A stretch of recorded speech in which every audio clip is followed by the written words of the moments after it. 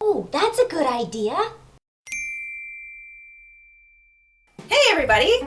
So on today's quick tip, I thought I would talk about something that I really like, and that is yarn hunting. Now there are probably a handful of places that come to mind when you think about yarn shopping, and they're probably Michael's and Joann's, maybe shopping online, the local knitting store that you'll probably become a regular at.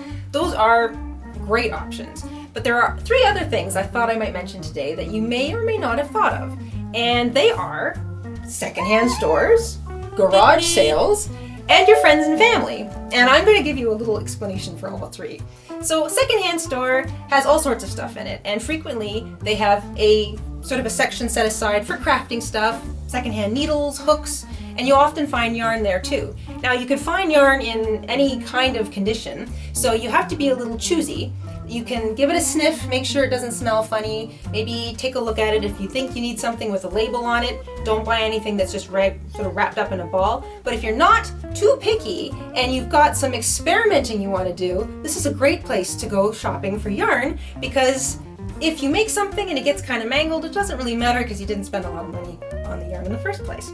But I have found some pretty great stuff at secondhand stores over the years, and even things like this, old discontinued yarn, still with the wrapper on that wasn't even used, in great condition, often in the original packaging, and that's a real find for me. And I mean, I will find a project for this down the road. I don't really care. If I like it, I grab it.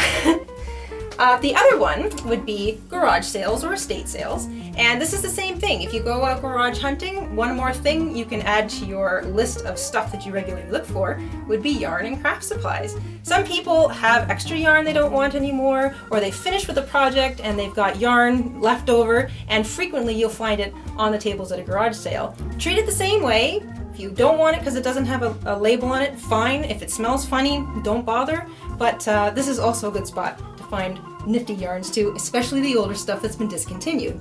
And the third place that you might not have thought of are your friends and family. Tell people that you crochet. If people know you knit and people know you crochet and you like yarn and fiber art, 9 times out of 10, they know someone who's cleaning out their attic, or their grandmother's cleaning out their attic, and they've got all of this extra fabric or yarn or something, and they would rather give it to someone to make use of than just toss it out. And I have had several friends over the years come to me with bags of yarn and say, you know, I was cleaning out and I didn't want this anymore and I thought of you. And same thing, I have found some great stuff in those bags of yarn, and I have made some really wonderful things. And better yet, I've made Afghans out of those balls of yarn, and every time I look at that Afghan, I think of that friend. So there's a nice little memory associated with it too.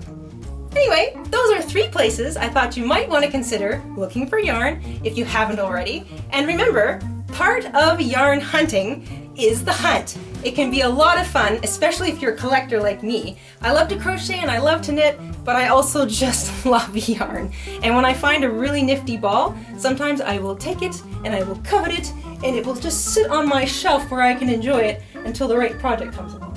Anyway, that's what I wanted to talk about today. I hope you found some of that helpful. Let me know if you have any neat yarn hunting stories that you'd like to share down in the comments below. That's it for this week, everybody. Thank you so much for tuning in. Please remember to like and subscribe if you haven't already. Share our videos with your crafty friends. And you can follow me on Facebook and Etsy and Google Plus and Pinterest and Instagram at Jayda InStitches for more fun. Thank you so much. We'll see you again soon. Bye. Thank